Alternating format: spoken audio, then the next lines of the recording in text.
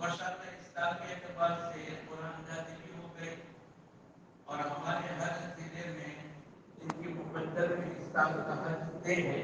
اللہ پاک نے ان کا انتخاب بھی فرما لیا. اب دوستوں بزرگوں، کیونکہ عمومی ہدایت کے ہم سب ذمہ دار ہیں، ہر کچے پکے مکان میں حضور صلی اللہ علیہ وسلم کا دین داخل ہو اور دنیا کے بسنے والے ایک ایک انسان بلکہ قیامت تک آنے والے انسانوں کو اللہ پاک ہدایت دے دے، اس کے لیے ہم سب کو محنت کرنی ہے. بزرگوں کی طرف سے ایک بات ملی ہے کہ 3 چیزیں بتلائی ہیں جو عمومی ہدایت کا سامان ہے. ایک تو ہمارا عمومی استعمال، دوسرا گھر گھر کی ملاقات، اور تیسرا یہ حج کے عنوان پر محنت ہونا. حاجیوں کے قافلے جب جایا کرتے تھے تو پہلے تو 6 مہینے کا سفر ہوتا تھا اور سواریوں پر سفر ہوتا تھا، تو جہاں قیام ہوتا تھا وہاں پر تعلیم، دعوت، سیکھنا سکھانا اور خدمت، اس لائن سے لوگوں کی زندگیوں میں دین آتا ہے. اور یہ جو ہم کو سیرت سے بات ملتی ہے کہ حضور اکرم صلی اللہ علیہ وسلم آنے والے قبائل جو مینا میں آتے تھے ان کو دعوت دیتے تھے، اور میرے کو ٹھکانہ دے گا، اور میری مدد کرے گا تاکہ میں اپنی دعوت کو پہنچا دوں. اور اس کے نتیجے پر اللہ پاک نے بہت سے قبائل کو دعوت کی محنت کے ذریعے سے اسلام عطا فرمایا. ہمارے بہت سے ساتھی نے دیکھا ہوگا کہ جب مکہ مکرمہ جاتے ہیں تو مینا کے قریب میں ایک چھوٹی سی مسجد ہے جس کو مسجد عقبہ کہتے ہیں. یہاں بیعت عقبہ ہوا اور یہی مقام پر آنے والے قبائل کو دعوت دی اور اس کے نتیجے پر بہت سے لوگوں نے اسلام قبول کی. پہلے سال میں کچھ 10-12 آئے، دوسرے سال میں کچھ آئے، تیسرے سال کے اندر 70-72 مرد 10-12 عورتیں آئی اور اللہ پاک کی طرف سے ان کو دین اسلام ملا. پھر انہوں نے حضور اکرم صلی اللہ علیہ وسلم کو دعوت دی. اس کا بھی پورا واقعہ بیان ہے کہ ماشاءاللہ آنے والے قبائل نے حضور اکرم صلی اللہ علیہ وسلم کو مدینہ منورہ کی دعوت دی اور پوری دعوت کے نتیجے پر آپ ہمارے ساتھ چلو، ہم آپ کا ساتھ دیں گے، ہم آپ کی جان و مال لگائیں گے. آپ کے چچا حضرت عباس بھی آپ کے ساتھ ہیں. وہ کہنے لگے جانتے ہو تم میرے بھتیجے محمد صلی اللہ علیہ وسلم کو لے کر جاؤ گے تو پورا عرب تمہارا دشمن ہو جائے گا.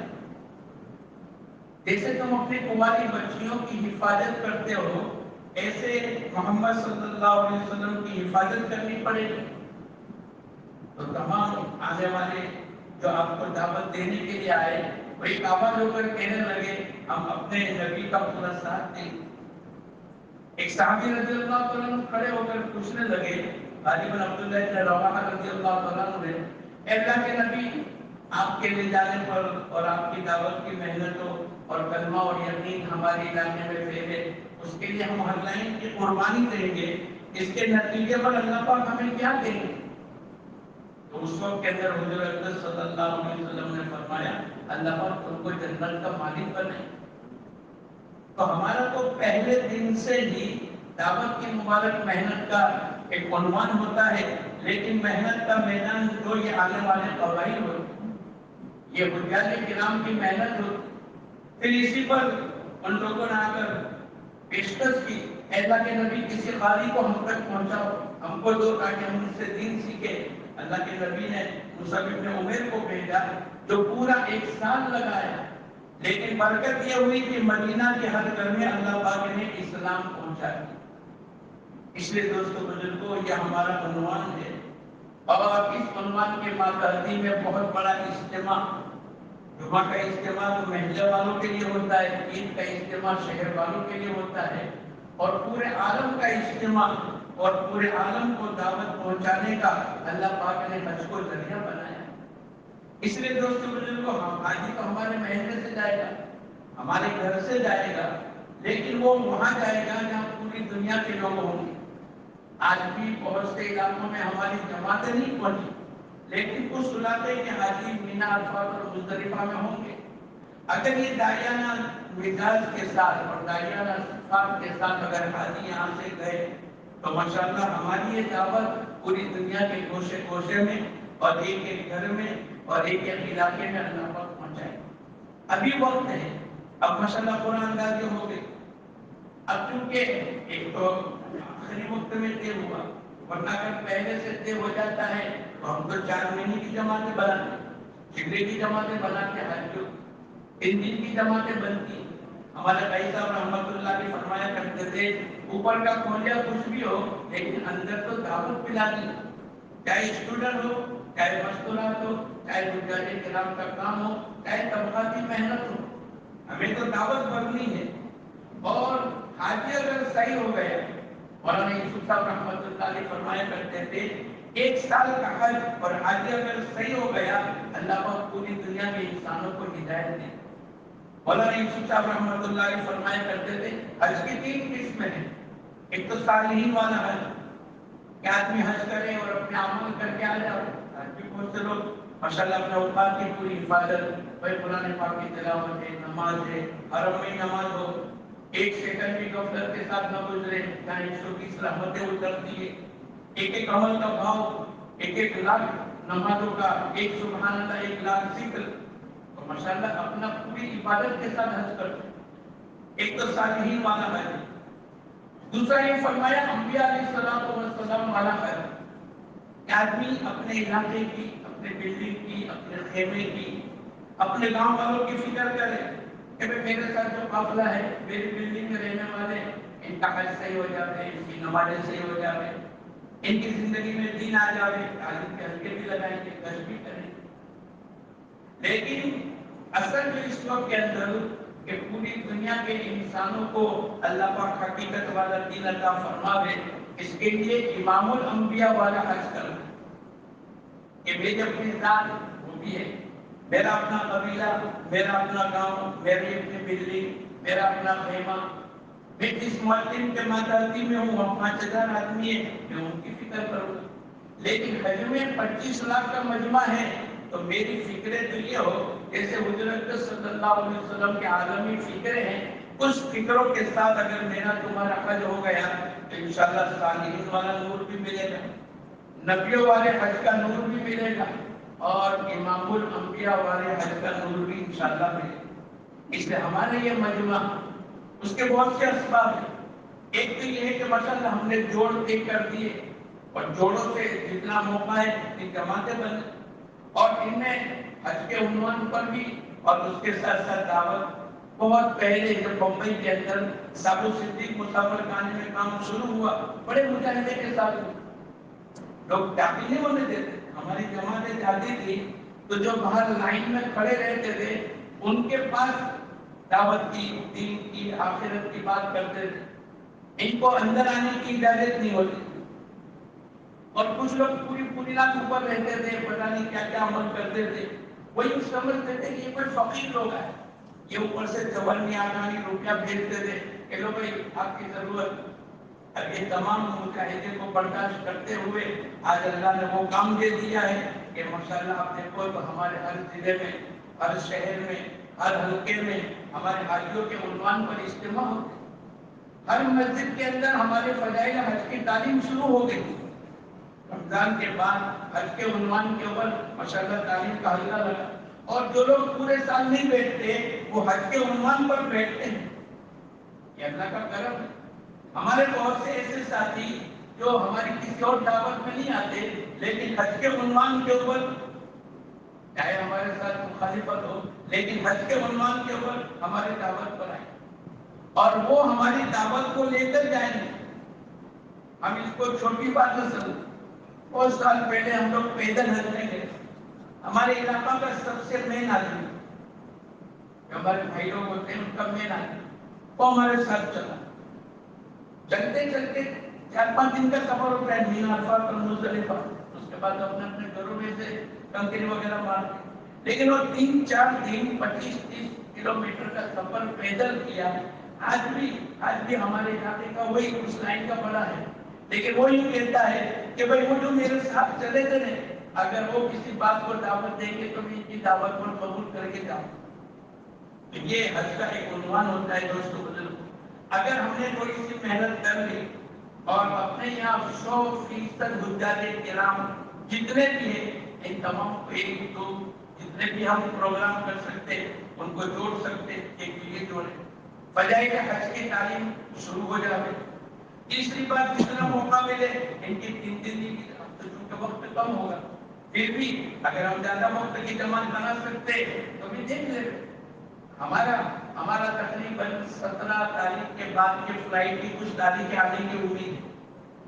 17 ہے ہو گئی تو 17 جون اور ابھی 17 مئی نہیں آئے یعنی تقریباً ابھی مہینے کے قریب باقی ہے.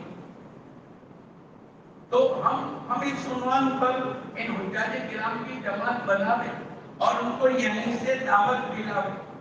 اگر ہم نے یہ والا عمل نہیں کیا ہم نے ان کو دعوت نہیں دلائی تو ہمارے اچھے خاصے 4 مہینے لگے ہوئے ساتھی سال لگے ہوئے ساتھی ہر سال پابندی کے ساتھ جماعت لے کر جانے والے ساتھی جب ان کی ملاقات حرم میں یا مکے میں ہوئی تو بولے ہم تو چھٹی پر ہیں. ارے بھائی تبلیغ میں جائے گی بولے نہیں ہم تو فیملی کے ساتھ ہیں ہم تو حرم میں آئیں گے صبح سے آئیں گے رات تک بیٹھیں گے بیوی ساتھ میں طواف کریں گے نماز یہ سب کرنا. لیکن جو وقت آپ اپنی بلڈنگوں کا ہے اگر اس میں سے آپ 1-2 گھنٹے نکال لو اور اگر آپ نے اپنے قریب کی بلڈنگ اپنی بلڈنگ کی فکر کر لی تو کتنا بڑا کام ہو جائے.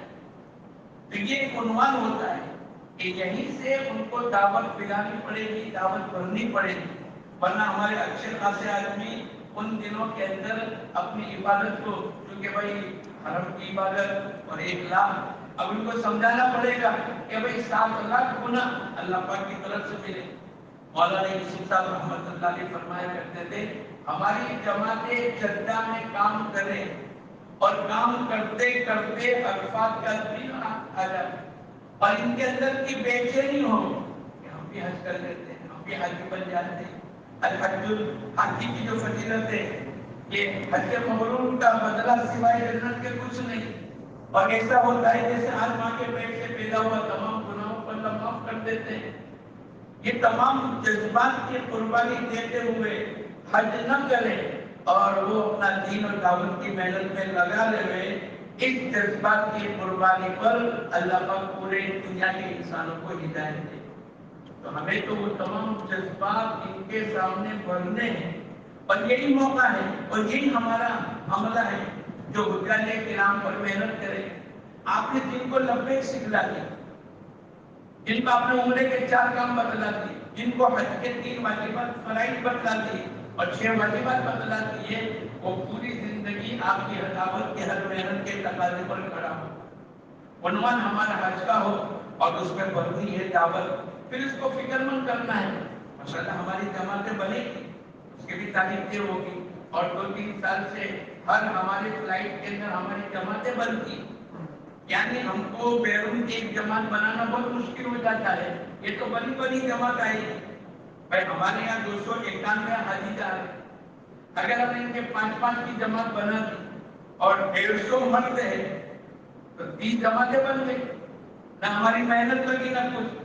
ابھی 30 جماعتوں کو ہم نے بھر دیا اس میں سے ایک ذمہ دار یہ ہو گیا وہ احمد آباد ایئرپورٹ میں 2 دن احمد آباد حج ہاؤس میں اور اس کے بعد فلائٹ میں پھر اپنی بلڈنگوں میں بھائی نماز بھی قائم کریں گے تعلیم کے حلقے کو بھی ہفتے میں 1 دن کی بات پھر وہاں گشت بھی ہوگا. پھر ان کو ذمہ دار بنا دیا کہ تم اپنے اطراف کی 2 بلڈنگوں پر کام کرو. اب ہر جگہ سے ایسی جماعتیں بن کر نہیں آئی. اب پڑوس کی بلڈنگ ہے بنگال کے لوگ اب ہم کو ایسا کبھی آیا ہی نہیں. ایسے بہت سے لوگ ہیں کہ جن کو حج ہوتے ہوئے حج میں جاتے ہوئے ان کو یہ بھی پتہ نہیں ہے. ابھی ہم لوگ 4-5 سال پہلے احمد آباد میں تھے ایک آدمی آ کر کہنے لگا یہ احرام ہے میری بیوی کو بھی کون پہنا دے گا. آپ کے یہاں کوئی مستورات کا نظام ہے ابھی کو بھی کہنا پڑے گا کہ عورتوں کا احرام کیا ہے. ایک مرتبہ ہم بیت اللہ کا طواف کر رہے تھے ایک آدمی نے کہا یہ جو کھانا پینا جو اڑا کر جو بیت اللہ کا ایک پردہ ہوتا ہے بولے اللہ نے کی قبر ان کو یہ بھی پتہ نہیں. کتنے لوگوں کے حج کے فرائض اور واجبات چھوٹ جاتے ہیں ان کا حج ناقص ہوتا ہے ان کے اوپر دم آ جاتا ہے اگر یہ دم نہیں ادا کریں گے تو دنیا میں جتنے لوگوں پر جتنا دم آیا اتنی دنیا میں خون بہایا جائے. یہ تمام چیزیں اب یہ حج کے عنوان پر ہم کو اس کو مستقل سکھانا پڑے. اس سے ہمارے علماء کرام اور ہمارے جو پہلے سے حضرات کرام ہیں اور بہت سے اللہ پاک نے ایسی صلاحیت والے دیے ہیں. ہم لوگ جب بمبئی میں تھے ہمارے سر ایک صلاح الدین کر کے بمبئی کا تھا. جب اپنے احمد آباد میں منتقل ہو گئے تب وہاں حج کا کام کون کرے گا؟ تو امین اسماعیل کہنے لگے کہ آپ کی جماعت میں کوئی ایسا مضبوط ساتھی ہے جو ایک دن وہ بیان کرے ایک دن میں بیان کرو. اب پورا ہندوستان آتا تھا. اس کے بعد بہت سے صوبے آتے تھے ایک ایک کر کے الگ ہوئے. تب بھی 100-150 کا ہمارا قافلہ ہوتا تھا اور 20 رمضان سے سیکھ چلتی تھی اور 50-60 فلائٹ چلتے رہے. 1.5-2 مہینے کا سفر ہوتا تھا. تو میں نے کہا ایک صلاح الدین کر کے ہم لوگ تو احمدآباد آ گئے. اس کے بعد پھر ایک مرتبہ ہم لوگ گئے اور اس کا بیان سنا. وہ صلاح الدین نے حج نہیں کیا تھا لیکن ماشاءاللہ اس نے جو پورے حج کے بیانات کیونکہ ہمارے ساتھ رہ کر اس نے پوری بات سیکھ لی. امین اسماعیل جو بیان کرتے رہے تو اس نے پورا ہو حج کا بیان بہت سالوں کے بعد پتا چلا کہ میں نے اب تک حج نہیں کیا ہے. اب اس کے بعد اللہ پاک نے حج کی توفیق عطا کی.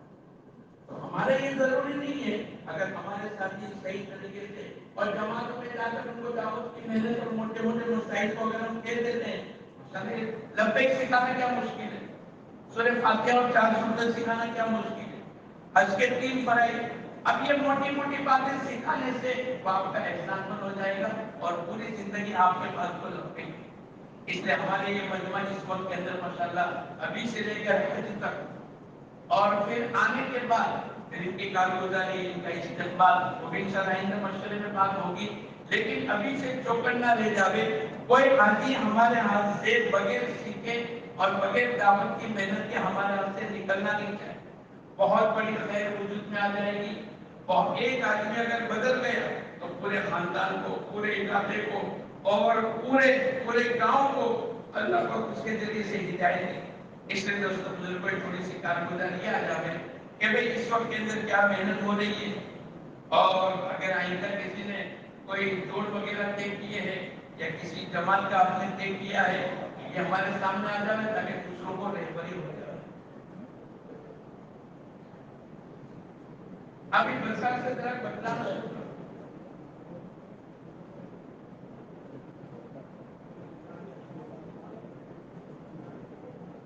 یعنی اتنے مجاہد کرام آپ کے وہاں سے جانے والے حج کمیٹی میں پوری ڈیٹیل آپ کو بتلا دو.